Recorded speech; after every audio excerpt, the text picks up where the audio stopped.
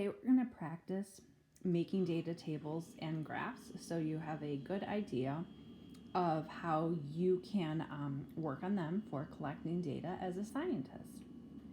So let's say that we have this data already with the different temperatures outside in Fahrenheit and the amount of time it takes to get an unfortunate sunburn. So what we need to do first of all is we need to figure out a title. So our title is usually, remember, the MV versus the RV. The MV versus the RV. So I want you to think right now, what would be a good title for this investigation? What are we changing and what could that affect?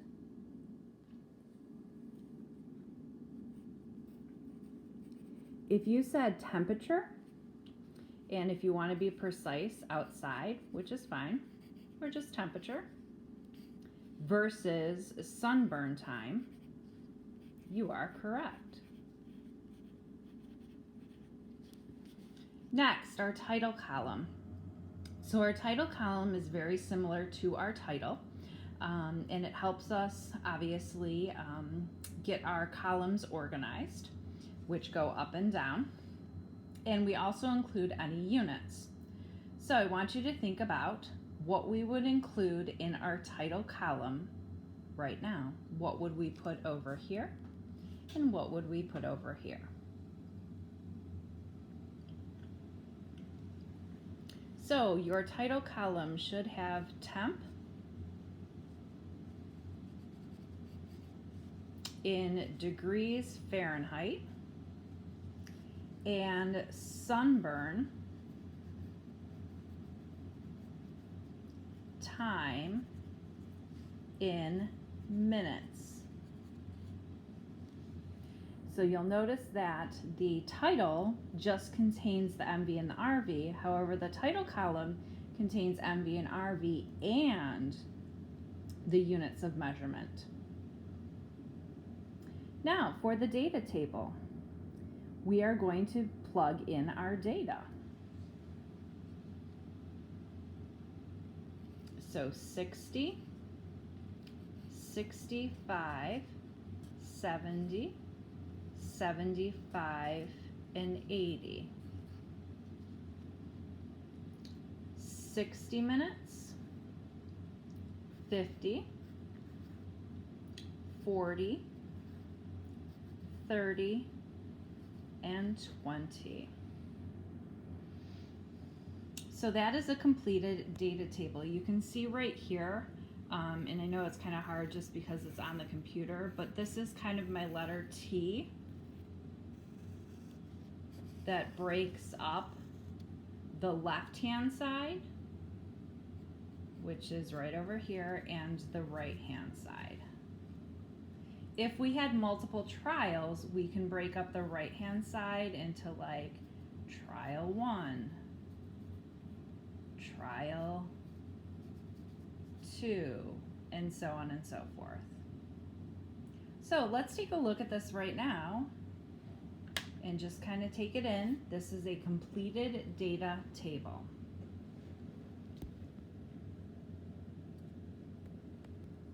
All right, now let's switch gears and think about a graph.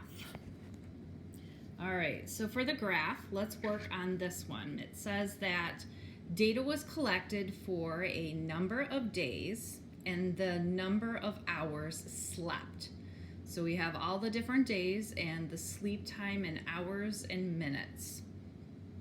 So the first thing I need to do for my graph is think of a title. So once again, a good title is the manipulated variable versus the responding variable. Remember, we don't say MV versus RV. We plug in what the MV is, what we're changing, and what the RV is.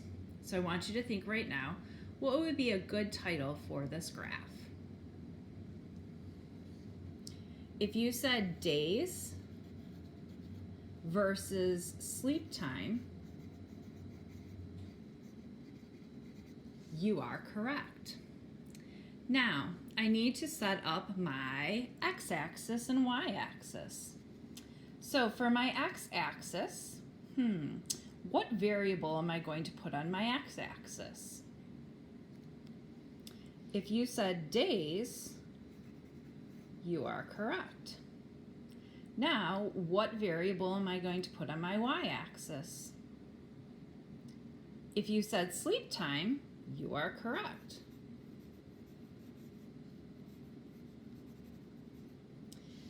There's something I do need to add to my labels, or labeling my x and y axis. What is it? There's something I need to add to labeling my x, y axis, and or both. If you said the units for time of sleep, you are correct. So I'm going to include hours next to sleep time so somebody knows what it was captured in with time.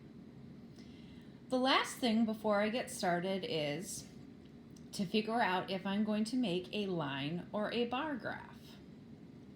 So remember that a line graph is over time and or quantitative data, and a bar graph is not over time and it is qualitative and quantitative data.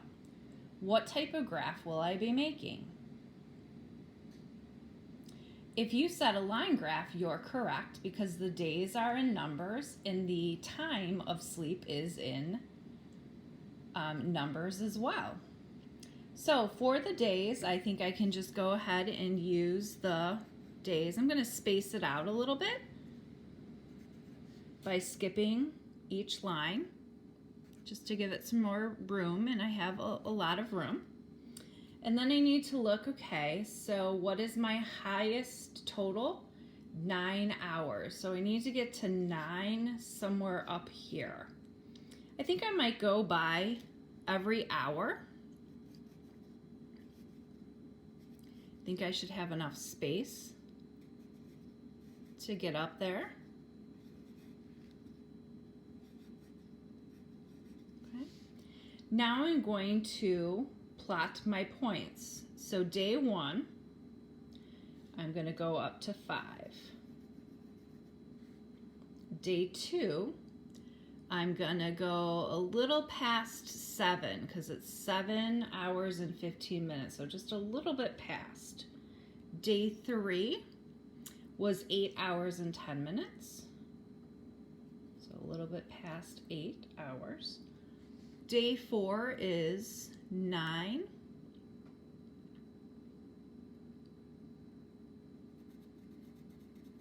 And day 5 is, 5 hours and 40 minutes. So close to 6. And now I'm going to connect my XY coordinates with a line. And that is what my graph looks like.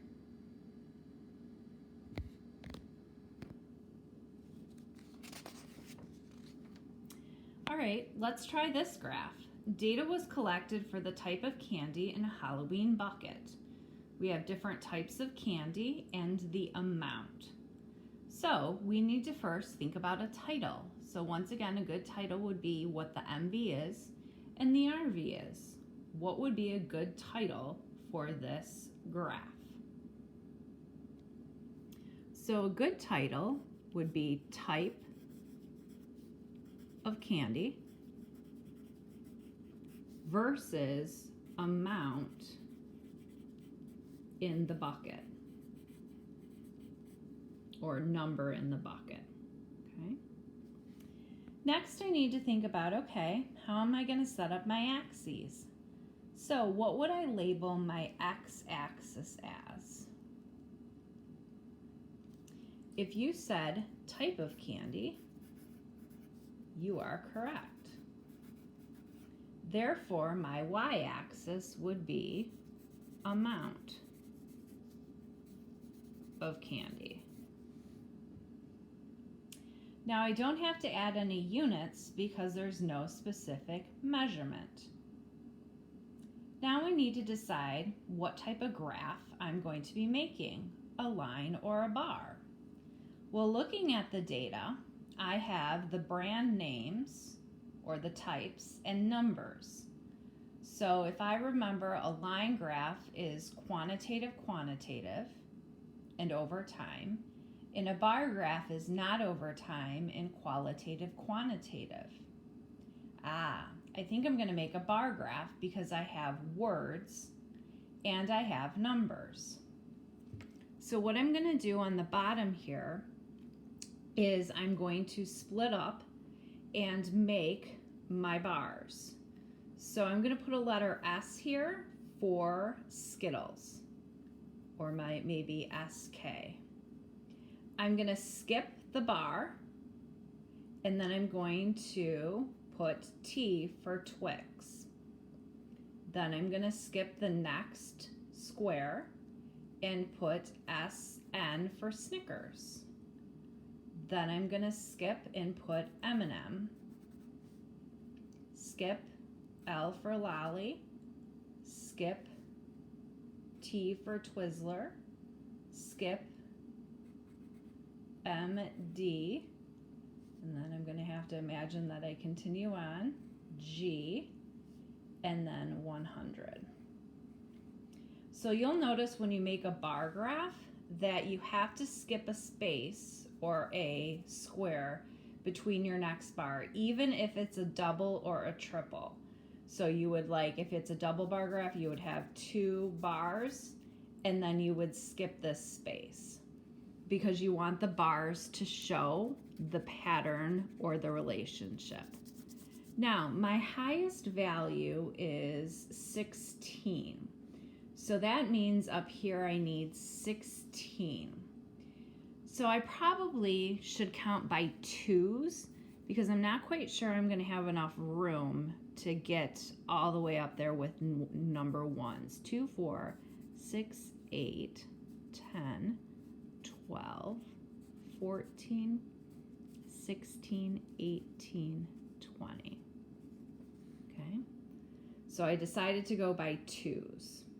Now what I'm going to do is I'm going to go up to 6 and I'm going to shade down. I'm going to go up to 11. So I'm going to have to kind of estimate in between there and shade down. I'm going to go up to, 13. And shade.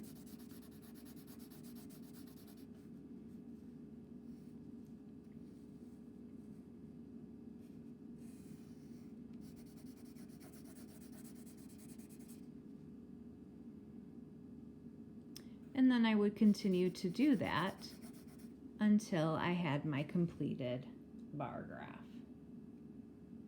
So those are some examples of line and bar graph.